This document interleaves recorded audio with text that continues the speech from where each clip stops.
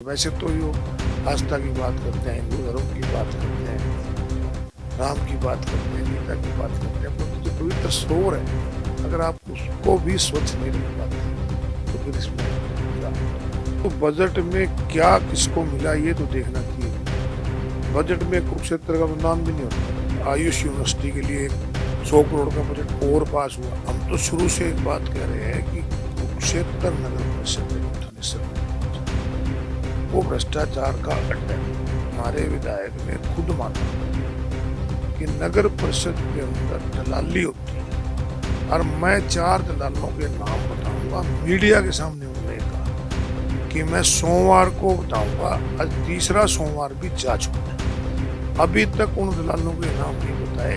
आप ये देखो, पब्लिक सर्विस कमीशन के दफ्तर में पैसे पकड़े जाते हैं, जस्ट कोचिंग लेता है, पैसे खर्च करता है, परिवार के साथ पेपर देने जाता है, पता लगता है पेपर लीक हो गए। तो इस प्रकार ये सरकार खाली दावे करती है।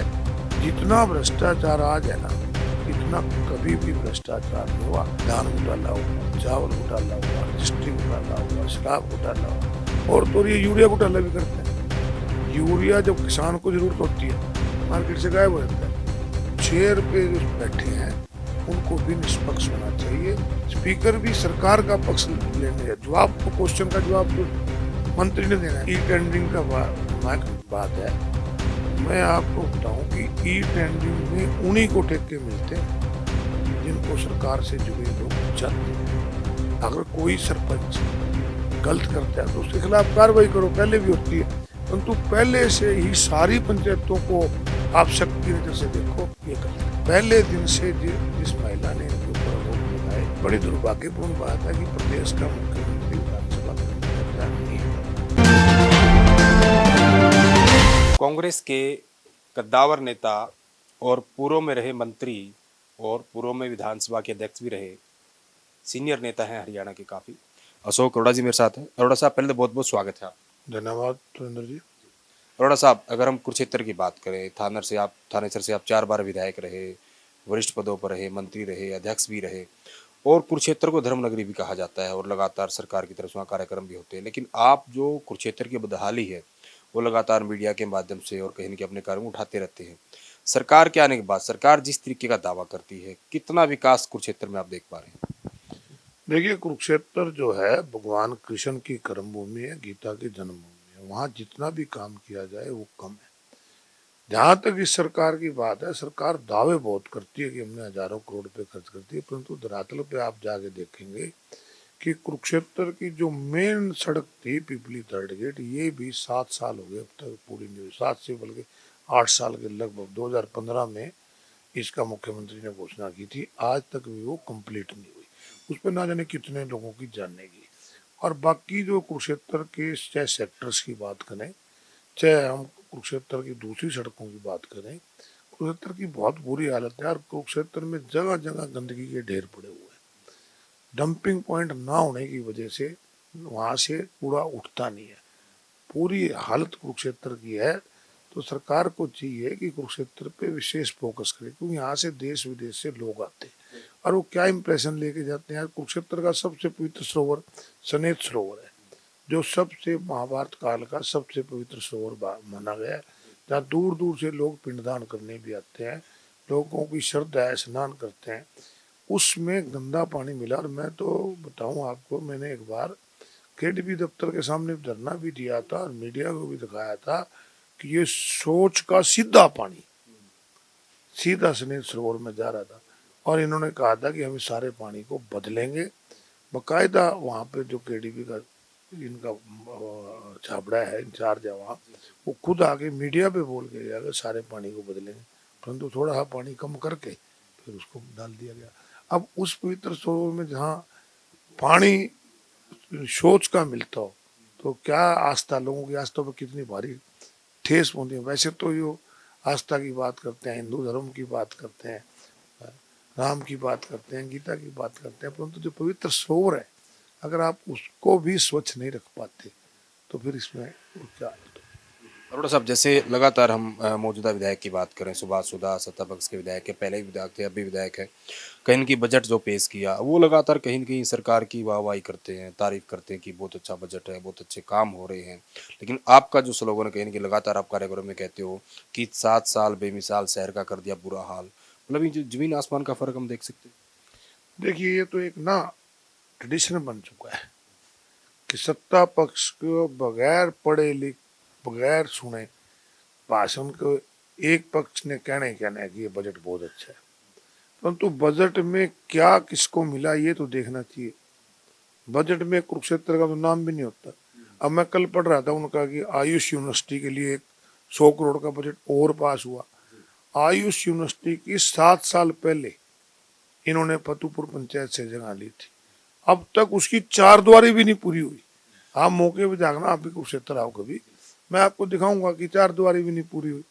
और बाकी रही अगर प्रदेश की सरकार के बजट की बात करें, तो प्रदेश की सरकार का जो बजट है, इनको ये पढ़ के बताना तो चाहिए लोगों को कि बजट का जो उन्होंने पेश किया है उसमें 30% तो बजट का रीपेमेंट ऑफ लोन और इंटरेस्ट का देंगे, और 36% मतलब 36% उधारी लेंगे।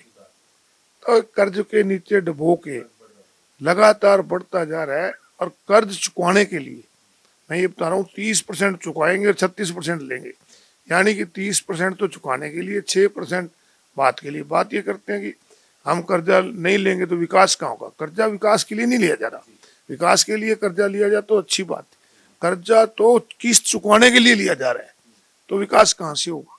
तो इस प्रकार ये सरकार भी और विधायक भी लोगों को गुमराह करने का काम करते हैं। आंकड़ों में जो मर्जी कह लो कि हम ये कर रहे हैं वो कर रहे हैं, धरातल पे कुछ नहीं।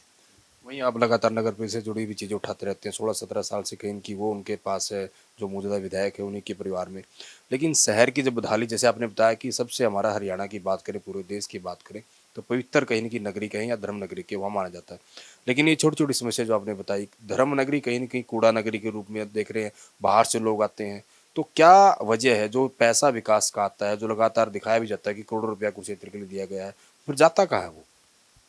हम तो शुरू से एक बात कह रहे हैं कि कुरुक्षेत्र नगर परिषद है जो थानेसर नगर परिषद, वो भ्रष्टाचार का अड्डा है। और कुछ दिन पहले हमारे विधायक ने खुद माना कि नगर परिषद के अंदर दलाली होती है।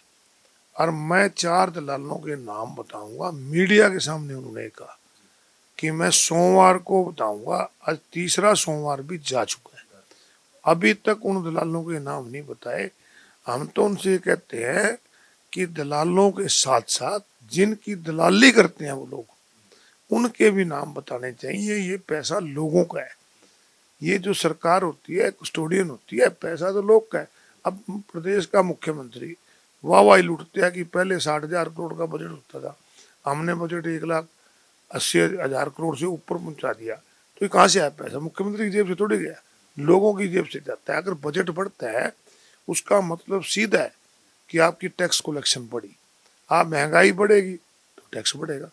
अब डीजल और पेट्रोल पे जो है, आज आज अंतरराष्ट्रीय मार्केट में डीजल के जो कच्चे दामों के बाद जो है $67 प्रति बैरल है कच्चे तेल। और जब $125 हुआ करता था जब तो डीजल मिलता था 52 रुपये लीटर, और आज मिलता है 90 रुपये लीटर। तो पीछे दाम घटे, इन्होंने टैक्स इतने। अब ये टैक्स की बात करते हैं, अब जो चीज पे 100 रुपये पे अगर 12% टैक्स मिलता था तो सरकार के खाते में 12 रुपये जाते थे। अगर वो 100 वाली 200 हो गई है तो 24 जाएगी। ये जनता का पैसा है, परंतु जनता के पैसे को किस प्रकार से लुटाया जा रहा है ये बहुत बुरी है। देखिए, बड़ा साहब, सरकार तो कहीं न कहीं दावा कर रही है कि सबका साथ, सबका विकास हम कर रहे हैं, पारदर्शिता से काम कर रहे हैं। वो दौर गया जब पर्ची-खर्ची का दौर था, रिश्वत ली जाती थी। लेकिन फिर भी आपकी तरफ से इस तरह के घोटाले और इस तरह के मामले उजागर किए जाते हैं। ये हमारे कहने की लोड़ नहीं, पर्ची खर्ची का दौर ये कागजों में नहीं। आप ये देखो, पब्लिक सर्विस कमीशन के दफ्तर में पैसे पकड़े जाते हैं, एसएससी कमीशन के दफ्तर में पैसे पकड़े जाते हैं, और तो और 26 पेपर लीक हो जाते हैं। बच्चा कोचिंग लेता है, पैसे खर्च करता है, परिवार के साथ पेपर देने जाता है, पता लगता है पेपर लीक हो गया। तो इस प्रकार ये सरकार खाली दावे करती है जितना भ्रष्टाचार आज है ना, इतना कभी भी भ्रष्टाचार नहीं हुआ। कितने ही घोटाले हो चुके हैं, आप देखो ना कि आप आज इनके राज में धान घोटाला हुआ, चावल घोटाला हुआ, रजिस्ट्री घोटाला हुआ, शराब घोटाला हुआ, और तो ये यूरिया घोटाला भी करते हैं। यूरिया जब किसान को जरूरत होती है मार्केट से गायब हो जाता है, और उसके जाए तो उसके साथ फिर सल्फर लगा देते हैं। और वही यूरिया जो किसान को चाहिए, वो यूरिया यमुनानगर की प्लाईवुड की फैक्ट्रियों में जाता है। सरकार ने खुद सैंपल भरे यूरिया की, वो फैक्ट्रियों के, उसमें यूरिया पाया गया। तो ये सरकार पूरी तरह से घोटालों की सरकार है। अरोड़ा साहब, जैसे आपने कई घोटाला का जिक्र किया, कई घोटाले गिनवाए भी, शराब घोटाला, धान घोटाला, आपने ये बातें भी कही। वहीं आपके पुराने मित्र हैं अभय सिंह चौटाला, वो भी लगातार कहीं ना कहीं शराब घोटाला लगातार उठा रहे हैं। अभी हाल में उन्होंने कहीं ना कहीं पानी का मुद्दा उठाया था, डार्क जोन का। लेकिन आप भी स्पीकर रहे हैं हरियाणा विधानसभा के, और आप इतने सीनियर नेता है, तजुर्बा आपका भी है। जिस तरीके से उनको कहीं ना कहीं एक दिन के लिए नेम किया गया स्पीकर की तरफ से, या फिर पहला जो प्रथम चरण था विधानसभा सेशन का, उसमें भी उनको 2 दिन के लिए किया गया था निष्कासन, तो कैसे आप देखते हैं? देखिए, स्पीकर का पद होता है गर्मापूर्वक पद होता है। चेयर का सम्मान करना हर एमएलए का फर्ज है, परंतु चेयर पे जो बैठे हैं उनको भी निष्पक्ष होना चाहिए। चेयर अगर सत्ता पक्ष का पक्ष लेगी तो निश्चित रूप से एमएलए की भावनाओं को ठेस पहुंचेगी। तो ये ध्यान दोनों पक्ष को रखना चाहिए। विधायक को भी चेयर का सम्मान करना चाहिए। और मैंने देखता हूँ कि जिस प्रकार स्पीकर है, स्पीकर भी सरकार का पक्ष लेने का जवाब, तो क्वेश्चन का जवाब तो मंत्री ने देना है, परंतु अगर स्पीकर बीच में इस प्रकार इंटरफेरेंस करेगा तो गलत है। परंतु चेयर का उनको भी सम्मान करना चाहिए। एक अरोड़ा साहब, हम सरपंचों की बात करें, छोटी सरकार उनको कहा जाता है, गांव की पंचायत, गांव की सरकार। लेकिन ई टेंडरिंग को लेकर कहीं नहीं कि लगातार सरपंच अपना विरोध कर रहे हैं। हालांकि सरकार ने 2 लाख से ले 5 लाख उनकी पावर बढ़ाई है, लेकिन सरकार जो कहीं ना कहीं दावा कर रही है कि ई टेंडरिंग को लागू करने का उद्देश्य है भ्रष्टाचार को खत्म करना और कामों में पारदर्शिता करना। आप इनके दावे को कैसे देखते हो, सरपंचों की मांग को? देखिए, भ्रष्टाचार खत्म हो अच्छी बात है। जहाँ तक ई टेंडरिंग का बात है, मैं आपको बताऊं कि ई टेंडरिंग में उन्हीं को ठेके मिलते हैं जिनको सरकार से जुड़े लोग चाहते हैं। आप पीडब्ल्यूडी की बात कर लो, नगर परिषद की बात कर लो, और डिपार्टमेंट्स की बात कर लो, वही लोग पहले सेटिंग करते हैं, बाद में उनको दिए जाते हैं। और जहाँ तक पंचायत की बात है, पंचायती एक्ट में बिल्कुल स्पष्ट है कि पंचायत का जो पैसा है वो पंचायत, चुनी हुई पंचायत ही खर्च करेगी।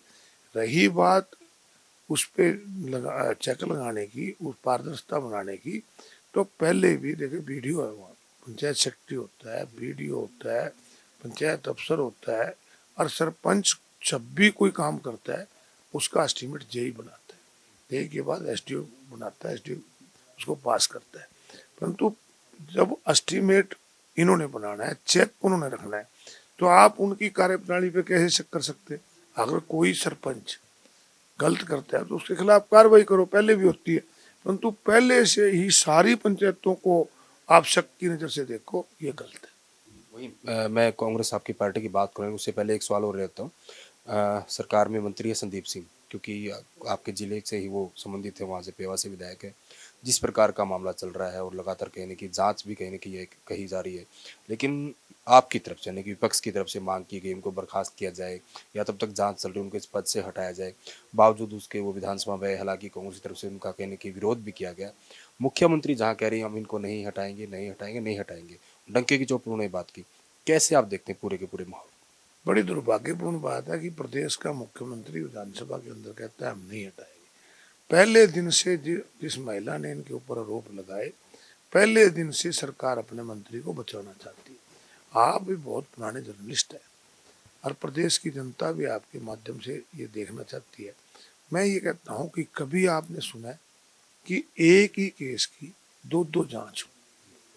केस तो रजिस्टर्ड होता है चंडीगढ़ पुलिस में, और एसआईटी गठित करती है हरियाणा सरकार, और एक एसआईटी गठित करती है दिल्ली पुलिस, चंडीगढ़ पुलिस। तो आप ये देखो, एक केस की 2 जांच, इसका मतलब सीधा था कि हरियाणा सरकार उन्हें बचाना चाहती है। और जब इसका विरोध हुआ, एसआईटी की रिपोर्ट भी उन्होंने दे नहीं सकते थे, क्योंकि वो कैसे कर सकते हैं, केस ही नहीं रजिस्टर्ड उनके पास। जो केस हरियाणा में रजिस्टर्ड ही नहीं, उसकी जांच एसआईटी करे। तो कहीं ना कहीं सरकार शुरू से उसको बचाना चाहती है, परंतु ये दुर्भाग्यपूर्ण है। मंत्री को खुद चाहिए था कि अपने पद से इस्तीफा दे देते और सीधा कहते हुए जांच करो। वहीं अरोड़ा साहब कांग्रेस की बात कर लेते हैं। भारत जोड़ो यात्रा कहीं ना कहीं पूरे देश में आपकी तरफ से निकालेगी, राहुल गांधी के साथ आप लंबे समय तक चले और काफ़ी चर्चाएं आपके साथ हुई जब हरियाणा कुरुक्षेत्र से होकर यात्रा गई। अब अगर हम 2 अप्रैल की बात करें तो आपकी यमुनानगर विपक्ष आपके समक्ष कार्यक्रम है, वहाँ क्या प्रभारी भी हो, किस तरह की तैयारियां, किस तरह का माहौल आप देखते हैं? देखिए, प्रजातंत्र के अंदर राजनीति के दो ही पहलू होते हैं, एक सत्ता पक्ष और दूसरा विपक्ष होता है। सत्ता पक्ष को लोग जिम्मेवारी समझते हैं राज बना के कि अच्छी शिक्षा मिले, चिकित्सा मिले, अच्छी सुरक्षा मिले, युवाओं को रोजगार मिले, महिलाओं को सम्मान मिले। ये सत्ता पक्ष की एक जिम्मेवारी होती है। अगर सत्ता पक्ष अपनी जिम्मेवारी निभाने में विफल रहता है तो दूसरे पक्ष की भी लोगों की उम्मीद होती है कि ये तो कुछ नहीं कर रहे थे, तुम क्या कर रहे। आज सत्ता पक्ष तो आप देखते हैं कि बेरोजगारी में हरियाणा नंबर 1 पे चला गया पूरे सीएमआई की रिपोर्ट के मुताबिक। आज हरियाणा प्रदेश में अपराध बढ़ रहा है, नशा बढ़ रहा है, शिक्षा का बुरा हाल है, स्कूल ही बंद किए जा रहे हैं, स्कूल डिग्रेड किए जा रहे हैं। तो ऐसे में विपक्ष की एक जिम्मेवारी थी जिसे हुड्डा साहब ने, कांग्रेस पार्टी ने समझा और लगातार लोगों से जाके बातचीत करते हैं, सड़क से लेके पार्लियामेंट और विधानसभा तक इसको उठाते हैं। 2 तारीख को यमुनानगर में एक बहुत बड़ा इकट्ठा होगा और जिसमें हुड्डा साहब आएंगे। वहीं अरोड़ा साहब जैसे हाथ से हाथ जोड़ो अभियान आपका लगातार चल रहा है, पूरे देश में चल रहा है, हरियाणा में भी चल रहा है और हर विधानसभा में लगातार जाविर हो हर गांव गांव में। लेकिन जहां आप एकजुट करने में जुटे हो, कांग्रेस की ही बात करें, काफ़ी सारे कांग्रेस के आपके नेता है, वो उनके हाथ से हाथ नहीं जुड़ पा रहा। हम किरण चौधरी की बात करें, कैप्टन यादव की बात करें, कुमारी शैलजा, रणदीप सुरजेवाला, जहाँ आपकी कोई बड़ी मीटिंग होती है, कार्यक्रम होते हैं, वहाँ सारे नेता एक मंच पे दिखते नहीं है। एक तरफ आपकी तरफ से दावा किया जाता है कि जो 2024 है आपकी सरकार बनेगी, लेकिन इस तरह के नेता जो अलग थलग रहेंगे तो एक गलत मैसेज नहीं जाता? देखिए, अपने लेवल पे हर लीडर पार्टी को मजबूत करने पर लगा हुआ है। कई किसी के प्रोग्राम होते हैं, कई बार इकट्ठे भी हो जाते हैं, परंतु कांग्रेस एक है, एक रहेगी। और थोड़ी बहुत अगर कोई आपस में है भी तो दूर कर लिया जाए। शुक्रिया अरोड़ा साहब बातचीत करने के लिए। तो ये थे कांग्रेस के वरिष्ठ नेता और पूर्व मेरे मंत्री अशोक अरोड़ा, जिन कहीं ना कहीं तमाम की तमाम चीज़ों को लेकर, चाहे थानेसर विधानसभा से जुड़ी बातें हों या फिर हरियाणा के अलग अलग महकमों का इन्होंने कहीं ना कहीं वो चीज़ें उजागर की कि सरकार के जो दावे हैं और जो धरातल है उसमें कितना फर्क जो है वो अरोड़ा साहब ने बताया, क्योंकि काफ़ी इनका अनुभव है। वहीं कांग्रेस की अगर हम बात करें तो 2 अप्रैल को यमुनानगर में जो है वो विपक्ष आपके समक्ष जो है वो कार्यक्रम होगा। भूपेंद्र सिंह हुड्डा उसमें कहने के मुख्य अतिथि होंगे और वहाँ के जो प्रभारी हैं वो अरोड़ा साहब की कहने की यमुनानगर में जिम्मेदारी लगाएगी। उनका दावा है कि जो भी प्रोग्राम इनका होने वाला है, जनता में काफ़ी उस प्रोग्राम को लेकर उत्साह है।